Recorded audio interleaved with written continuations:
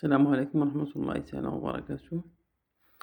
مرحبا بكم أعزائي التلاميذ، جلسة مشتركة علمي خيال فرنسي شابتر 2 إكزومبل داكسيون ميكانيك. دونك دابور غادي نحاولو نتعرفو على نوسيون دو فورس، ليفي ديال فورس يعني مفهوم القوة، التأثير ديال القوة. نكون هناك مجموعة من التأثيرات مفاعل القوى بصفة عامة. داكور. ألوغ نشوفو مجموعة من الأمثلة هنا باش تعرفوا أن هناك مفاعل تحريكية ولا مفاعل تشويهية ولا مفاعل دورانية. وهاد المفاعيل ديال القوة بصفة عامة راه ديجا شفتوها في السنوات الماضية، يعني في الإعدادي. وهاد السنة غادي نحاولو نتعمقو في هاد القوى هادي، وغادي نشوفو لي كاركتيرستيك ديالها وبعض المفاهيم الجديدة. إذن l'effet d'une force,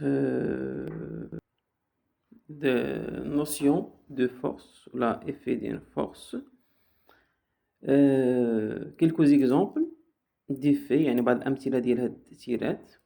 par exemple une action mécanique exercée sur un objet، يعني تأثير ميكانيكي مطبق على جسم peut le mettre en mouvement، يعني أنه يقدر يحرك لنا هاد الجسم أو يجعله في حركة mouvement. بحال مثلا هاد اللاعب كرة القدم فهو تيتحرك يجري، ولا عندما يقوم بضرب الكرة دونك فهاد الكرة تتحرك، يعني متر اون موفمون، يعني جعل هاد البالون موفمون او في حركة. هذا المفعول الأول. المفعول الثاني موديفي سا تراجيكتوار او سا فيتيس، أننا نقدروا هاد التأثير ديال القوة يقدر يغير لنا المسار ديال الحركة ديال الجسم، أو كذلك يغير السرعة ديال الجسم، إما يزيد لنا من السرعة ولا ينقص من السرعة. modifier sa trajectoire ou sa vitesse. ان اوتر ايفي ولا واحد المفعول آخر، يعني بخومييغمون قلنا لو ميتر اون موفمون، modifier sa trajectoire ou sa vitesse. بحال مثلا هاد اللاعب كيضرب التنس، تجي الكرة مثلا فواحد الاتجاه ولا فواحد المنحى تيضربها، الوغ تيغير المسار ديالها. الحالة الثالثة هو ليفي الثالث هو لو ديفورمي، أي تشويه. أن فاش تنضربو شي جسم مثلا تنطبقو عليه واحد القوة، دونك يتم تشويه هذا الجسم، لا ديفورماسيون. بحال مثلا ديال ان غوسو، واحد النابض، حطينا فوق منه واحد وضعنا فوق منه واحد لاماس، واحد الكتلة، تيوقع ليه إما تينضغط هاد النابض أو يقدر يتمدد. دونك هنا هاد لا فورس هاد القوة ديرنا واحد التأثير ديال تشويهي على الجسم. اكزومبل دو فورس، أمثلة ديال القوة. أولا نشوفو لي زاكسيون ميكانيك ا ديستونس، يعني التأثيرات الميكانيكية عن بعد. كاين لي زاكسيون ميكانيك ا ديستونس اي لي زاكسيون ميكانيك دو كونتاكت، يعني قوى عن بعد وقوى التماس. قوى التماس غنشوف فيها كذلك نوعين، يعني دو كونتاكت لوكاليزي، دو كونتاكت ريبارتي. Les actions mécaniques à distance ne nécessitent aucun contact entre les deux cœurs، يعني التأثيرات الميكانيكية عن بعد لا تستلزم أي تماس بين هذين الجسمين، يعني تكون ديما بيناتهم واحد التأثير عن بعد. نشوفوا أمثلة، مثلا لي زاكسيون إلكتريك، التأثيرات الكهربائية، مغنيتيك المغناطيسية، دو بوزونتور وشدة الثقالة. في هذا المثال الأول عندي واحد ليمون، واحد المغناطيس مع واحد الكرية من الحديد، سوف يجذبها ا ديستونس. الحالة الثانية هو التكهرب، إلكتريزاسيون، عندما نقوم بحك واحد القضيب بواحد الفرو، دونك سيقوم بجذب ديك القصاصات الصغيرة، تأثير عن بعد، يعني أكسيون ميكانيك ا ديستونس.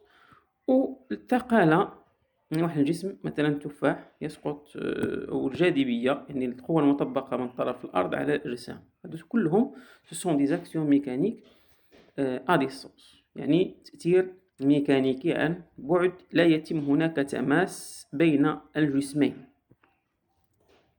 عكس لي زاكسيون ميكانيك دو كونتاكت غادي نشوفو في الفقرة الموالية، يعني كيكون بيناتهم توجور واحد الكونتاكت أو تماس.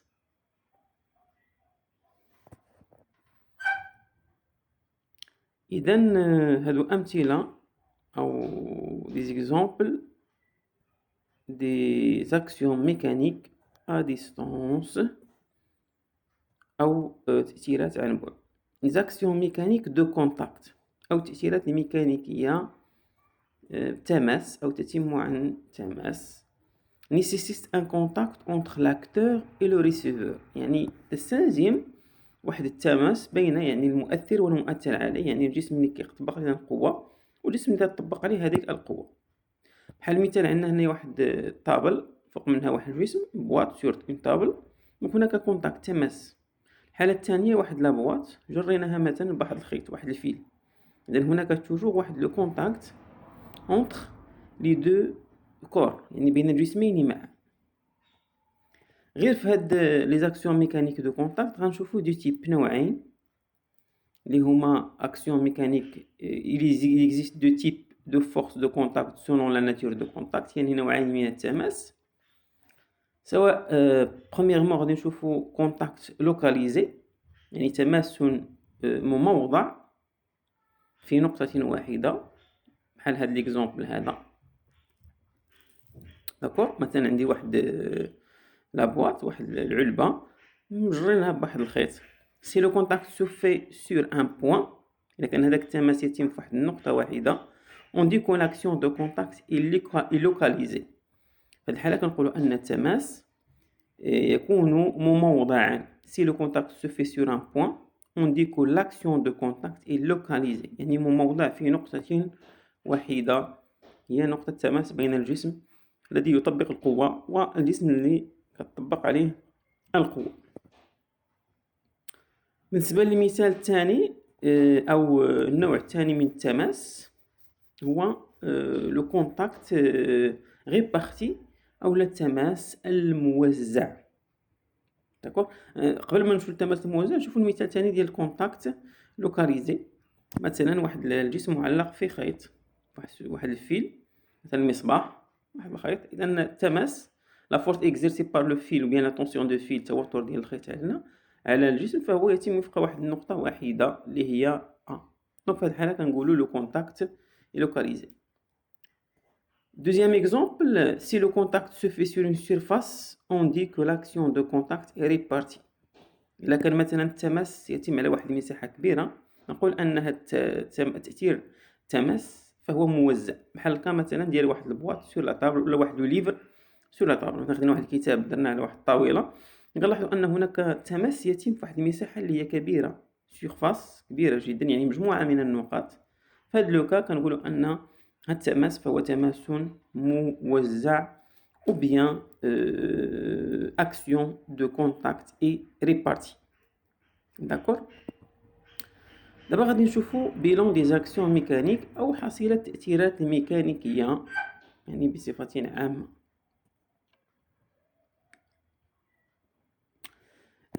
شنو غادي نديرو في هذه الحصيلة هذه؟ يعني الملخص بحال نديرو واحد الخطاطة مثلا ولا حصيلة ديال التأثيرات الميكانيكية المطبقة على واحد الجسم.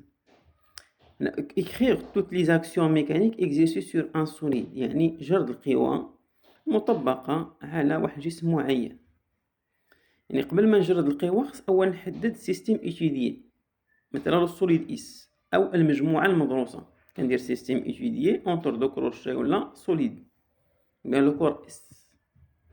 باش نحدد ليا المجموعة المدروسة في هذيك الحالة غادي نحاول نشوف ليا لي زاكسيون اللي عندي، واش سو سون دي زاكسيون دو كونتاكت ou bien des actions à distance، يعني تأثيرات تماس ولا تأثيرات عن بعد.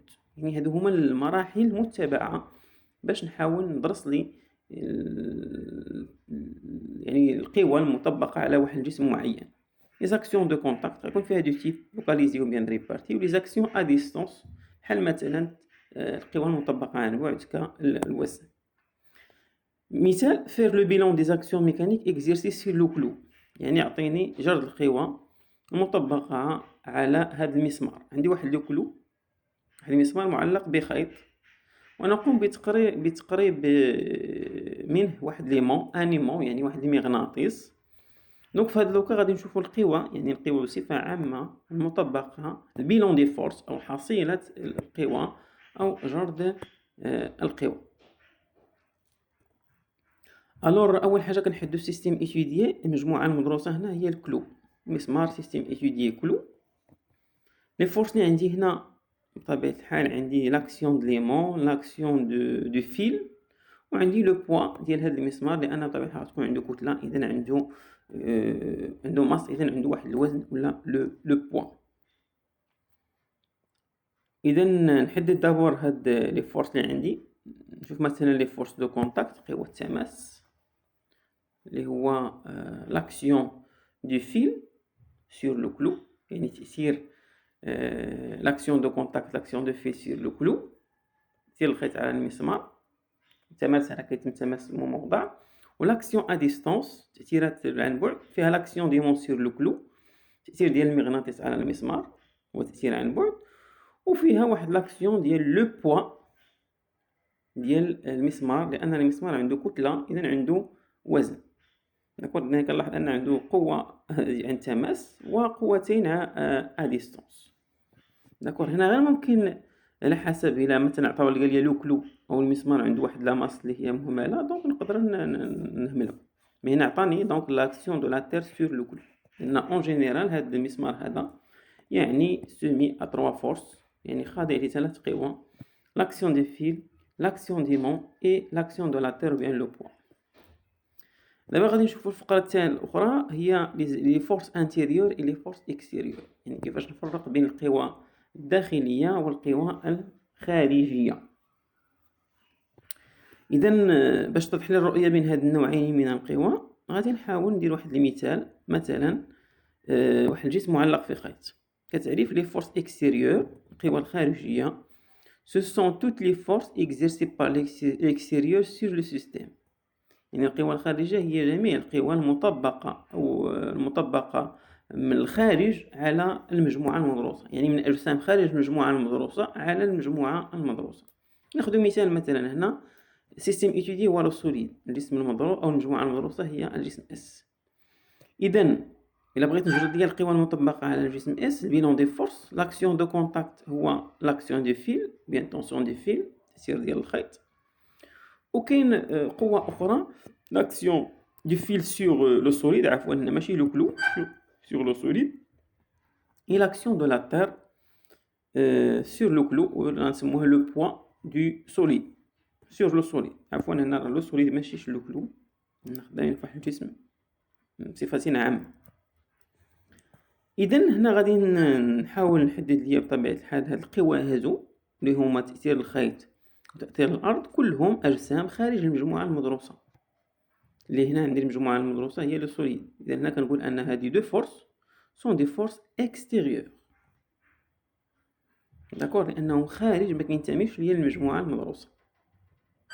أنا غادي تتضح الرؤية أكثر إلا شفنا المثال الثاني ديال لي فورس انتيريور، عاد غتميز إمتى غادي نقول أن هناك قوى خارجية ولا قوى داخلية. دونك لاكسيون دو فيل سير لو كلو سي اون فورس إكستيريور، و لاكسيون دو لا تير سير لو سوليد أوسي فورس إكستيريور، بيان قوة خارجية.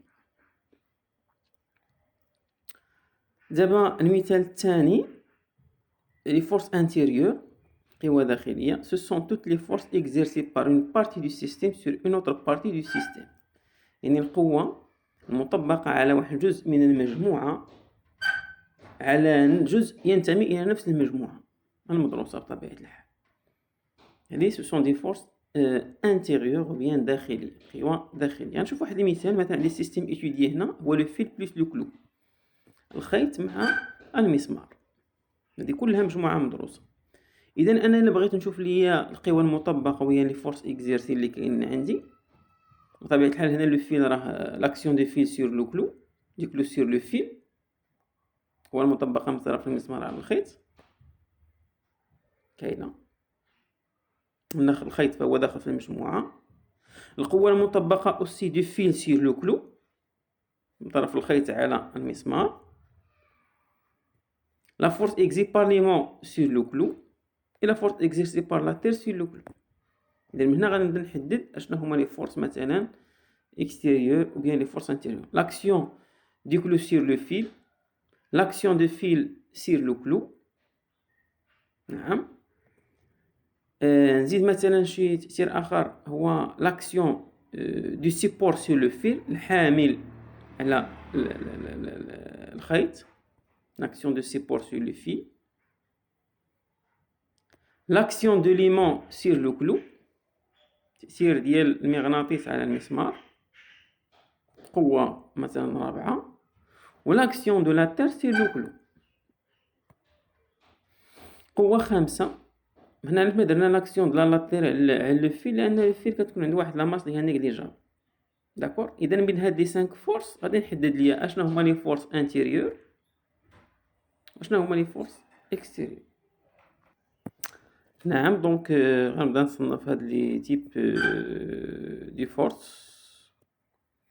نبدا مثلا بالاكسيون دي كلو سير لو فيل.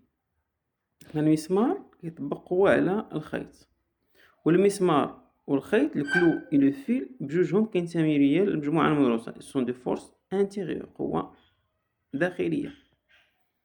لاكسيون دو فيل سير لو كلو حتى هو قوة داخلية انتيريور. لاكسيون دو سيبور سير لو فيل لو فيل السيبور يعني الاكستيريور.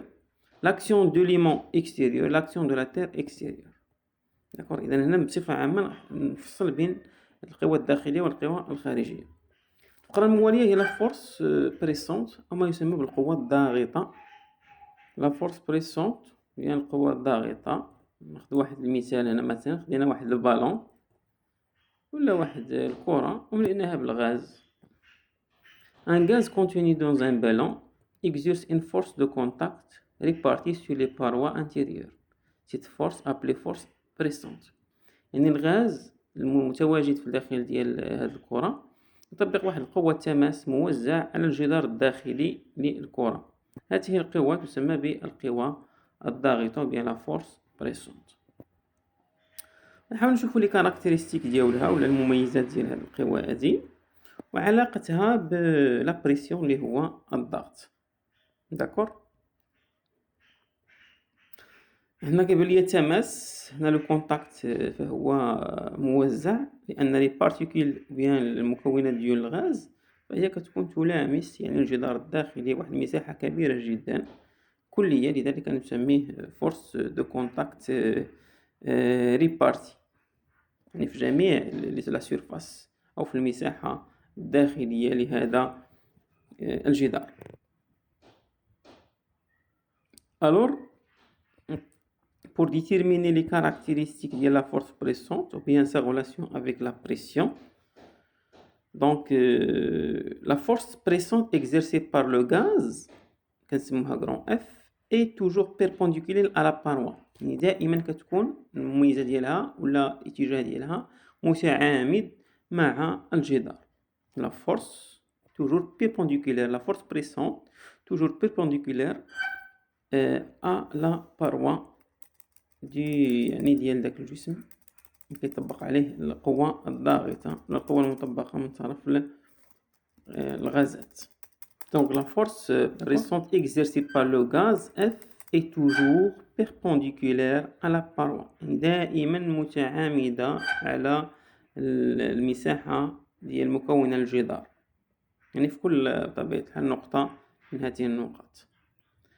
alors غادي نشوف واحد المثال هنا علاقة ديال بين l'intensité de la force pressante وعلاقتها كذلك مع la pression. L'intensité de la force pressante F est égale à P fois S. P هو la pression الضغط fois S اللي هي la surface أو المساحة. دونك من هنا نقدروا نستنتجوا التعبير ديال la pression ديال الضغط اللي هو la force pressante sur la surface أو القوة الضاغطة مقسومة على ديك المساحة اللي كتطبق عليها تلك القوة. هو التعبير. دونك F هي force pressante بالنيوتن l'intensité de la force pressante en newton.